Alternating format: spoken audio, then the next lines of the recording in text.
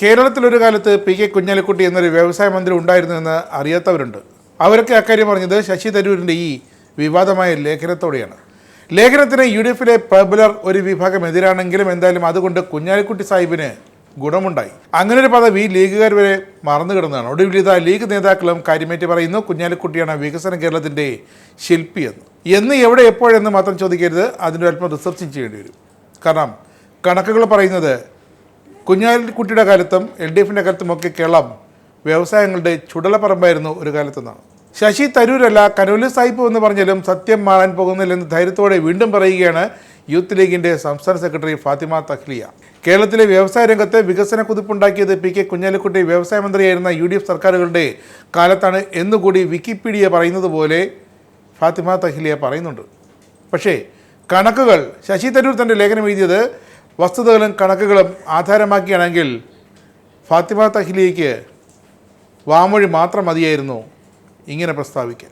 വിവിധ UDF മന്ത്രിസഭകൾ വ്യവസായ രംഗത്തും IT രംഗത്തും മാറ്റങ്ങൾ കൊണ്ടുവരുമ്പോൾ ന്യായങ്ങൾ പറഞ്ഞ് സമരം ചെയ്യുന്നതിലായിരുന്നു ഇടതുപക്ഷം ശ്രദ്ധ കേന്ദ്രീകരിച്ചിരുന്നതെന്നും കേരളത്തിൽ സൈബർ പാർക്കുകളുടെയും ഇൻഡസ്ട്രിയൽ പാർക്കുകളുടെയും ചേത്തം ചെരിഞ്ഞു പോയാൽ അതിൻ്റെയൊക്കെ പിന്നിൽ പി കെ കുഞ്ഞാലിക്കുട്ടി എന്ന വികസന പുരുഷനുണ്ടെന്നുമാണ് ഫാത്തിമ തഹ്ലിയ തൻ്റെ ഫേസ്ബുക്കിൽ കുറിച്ചത്. ഇത് കേട്ടതോടെ കേരളത്തിൻ്റെ വ്യവസായ ഭൂപടം മാറ്റി വരച്ചത് UDF സർക്കാരാണെന്നും താനാണെന്നും പറഞ്ഞ് പി കെ കുഞ്ഞാലിക്കുട്ടി എല്ലാവരെയും ഓർമ്മപ്പെടുത്തി രംഗത്തെത്തിയിട്ടുണ്ട്. നിക്ഷേപങ്ങൾക്ക് അനുകൂലമായ നയമല്ല ഒരു കാലത്തും ഇടത് സർക്കാരിൻ്റെതെന്നും അവരുടേത് പൊളിച്ചെടുക്കുന്ന നയമാണെന്നും കുഞ്ഞാലിക്കുട്ടി ഇപ്പോൾ പറയുന്നു. തിരുവനന്തപുരത്തെ ടെക്നോ പാർക്ക്, കൊച്ചിയിലെ ഇൻഫോ പാർക്ക്, സംസ്ഥാനത്തെ മറ്റ് IT പാർക്കുകൾ, കിൻഫ്ര പാർക്കുകൾ, ഇതിൻ്റെ എല്ലാം വികസനം കണ്ടിട്ടാണോ പി കെ കുഞ്ഞാലിക്കുട്ടി ഇങ്ങനെ പറയുന്നതെന്ന് LDF തിരിച്ചു ചോദിച്ചാൽ മറുപടിയില്ല. പി കെ കുഞ്ഞാലിക്കുട്ടി എന്ന വികസന പുരുഷൻ വ്യവസായ മന്ത്രിയായിരുന്ന കാലത്ത് നടന്ന അടച്ചുപൂട്ടൽ പക്ഷേ ശശി തരൂർ കുത്തിപ്പൊക്കിയില്ല. അതാണോ തരൂർ ചെയ്ത തെറ്റ്? പി കെ കുഞ്ഞാലിക്കുട്ടിയുടെ മലപ്പുറം ജില്ലയിലെ കേരള സ്റ്റേറ്റ് വുഡ് ഇൻഡസ്ട്രീസും കുറ്റിപ്പുറം മണ്ഡലത്തിലെ കേരള സ്റ്റേറ്റ് ഡിറ്റർജൻറ്റ് ആൻഡ് കെമിക്കൽസും അടച്ചു പൂട്ടിയോ ഇല്ലയോ എന്ന് പി കെ കുഞ്ഞാലിക്കുട്ടിക്ക് വേണ്ടി യൂത്ത് ലീഗുകാരെങ്കിലും ഒന്ന് പറഞ്ഞു തരണം. അത് അടച്ചുപൂട്ടി. ഒപ്പം പുനലൂരിലെ ട്രാവൻകൂർ പ്ലൈവുഡ് അടച്ചുപൂട്ടി. തൃശ്ശൂർ ജില്ലയിലെ സർക്കാർ ഉടമയിൽ പ്രവർത്തിച്ചിരുന്ന വൻകിട കമ്പനികളായ Kerala power devices, Keltron rectifiers എന്നിവയും കുഞ്ഞാലിക്കുട്ടിയുടെ കാലയളവിലാണ് പൂട്ടിപ്പോയത്. ഇടതിനെ മാത്രം കുറ്റം പറയുന്ന വലതുപക്ഷത്തിന് ഇത് മാത്രമല്ല അടച്ചുപൂട്ടിയ സ്ഥാപനങ്ങളുടെ വകയിൽ അവകാശപ്പെടാനുള്ളത്. കഴിഞ്ഞ 20 വർഷങ്ങൾ കൊണ്ട് കേരള സർക്കാരിൻ്റെ ഉടമസ്ഥതയിലുള്ള 21 വൻകിട വ്യവസായ സ്ഥാപനങ്ങൾ അടച്ചുപൂട്ടിയതാണ് 2021 കേരള സർക്കാരിൻ്റെ പബ്ലിക് എൻ്റർപ്രൈസസ് ബ്യൂറോ റിപ്പോർട്ടിൽ പറയുന്നത്.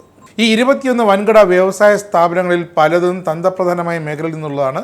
2000 കുറഞ്ഞത് 3000 കോടി രൂപയുടെ നിക്ഷേപമുണ്ടായിരുന്ന വൻകിട കമ്പനികളിൽ 3000 സ്ഥിര ജീവനക്കാരും 6000-ലധികം താൽക്കാലിക തസ്തികകളും ഉണ്ടായിരുന്നു. എന്നാൽ കുറഞ്ഞത് 20,000 കോടിയുടെ നിക്ഷേപം ഈ സ്ഥാപനങ്ങൾ അടച്ചു പൂട്ടിയത് കൊണ്ട് നഷ്ടമായെന്നാണ് 2021 കണക്ക്. ഈ കമ്പനികൾ ഉണ്ടായിരുന്നെങ്കിൽ 25,000-ലധികം ആളുകൾക്ക് തൊഴിൽ ലഭിക്കുമായിരുന്നു എന്നും 2021 കണക്കുകൾ വ്യക്തമാക്കുന്നു. അതിനു മുമ്പുണ്ടായ സർക്കാർ UDF സർക്കാരായിരുന്നു എന്നും കൂടി ഓർമ്മ വേണം. കേന്ദ്ര സംസ്ഥാന സർക്കാരുടെ നികുതി വരുമാനം 10,000 കോടിയിലധികം നഷ്ടമായിട്ടുണ്ട്. ആ കാലയളവിൽ ഏറ്റവും അധികം കമ്പനികൾ അന്ന് UDF കാലത്ത് പൂട്ടിപ്പോയത് തിരുവനന്തപുരം, കണ്ണൂർ ജില്ലകളിലാണ്. തിരുവനന്തപുരം ജില്ലയിൽ പൂട്ടിപ്പോയ കമ്പനികൾ വ്യക്തമായി പറയുന്നുണ്ട്: Kerala hi-tech industries limited, Kerala state industrial product trading corporation, Trivandrum spinning mills, Kerala state salicylate and chemicals, metropolitan engineering, Keltron counters, Trivandrum rubber works എന്നിവയാണ് ഈ ജില്ലയിൽ പൂട്ടിപ്പോയത്.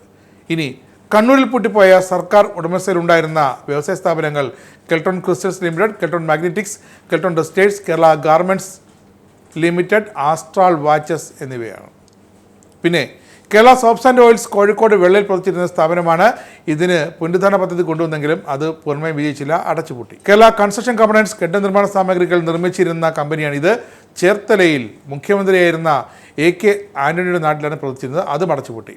പിന്നെ ആലപ്പുഴയിലെ സ്കൂട്ടേഴ്സ് കേരള അടച്ചുപൂട്ടിയത് പിന്നീട് വന്ന LDF സർക്കാരിൻ്റെ കാലത്താണ്. ഇനി അറിയേണ്ടത് പി കെ കുഞ്ഞാലിക്കുട്ടിയുടെ കാര്യത്തിൽ ശശി തരൂരല്ല കനോലി സാഹിബ് വന്ന് പറഞ്ഞാലും സത്യം മാറാൻ പോകുന്നില്ല എന്ന് ധൈര്യത്തോടെ പറഞ്ഞ് യൂത്ത് ലീഗ് സംസ്ഥാന സെക്രട്ടറി ഫാത്തിമ തഹ്ലിയ തൻ്റെ വാക്ക് മാറ്റുമോ അതോ കനോലി സാഹിബിനോട് ചെന്ന് ചോദിക്കാൻ തയ്യാറാണോ? UDF-ൻ്റെ ഭരണകാലത്ത്, LDF-ൻ്റെ തുടക്കകാലത്ത് എത്ര വ്യവസായ സ്ഥാപനങ്ങളാണ് കേരളത്തിൽ പൂട്ടിപ്പോയതെന്ന്? നിങ്ങൾക്കും ആനന്ദ മീഡിയയുടെ പ്രേക്ഷകരിൽ ഒരാളാകണ്ടേ? യൂറോപ്പിലും US-ലും ആഫ്രിക്കയിലും അടക്കം പ്രവാസികൾ ഉള്ളയിടങ്ങളിലൊക്കെ ജനപ്രിയ ചാനലുമായി ആനന്ദ് മീഡിയ ഒപ്പമുണ്ട്. ഏഷ്യാനെറ്റ് ഫ്ലവേഴ്സ് അടക്കം നിങ്ങളുടെ വിരൽത്തുമ്പിലെത്തും. ആദ്യം റോക്കു ബോക്സ് സ്വന്തമാക്കുക. അതിൽ നിന്നും ആനന്ദ് മീഡിയ ആപ്ലിക്കേഷൻ ഡൗൺലോഡ് ചെയ്യുക. ഇൻസ്റ്റാൾ ചെയ്യുക. എന്നിട്ട് 0208586651 എന്ന നമ്പറിൽ ഞങ്ങളുടെ കസ്റ്റമർ കെയറിൽ ബന്ധപ്പെടുക. അല്ലെങ്കിൽ +91 735 660 3747 എന്ന നമ്പറിൽ വാട്സപ്പ് ചെയ്യുക. ആനന്ദ് മീഡിയയുടെ സേവനങ്ങൾ സ്വന്തമാക്കുക. മറ്റു ചാനലുകൾക്കൊപ്പം ആനന്ദ് ടിവിയും എൻജോയ് ചെയ്യുക.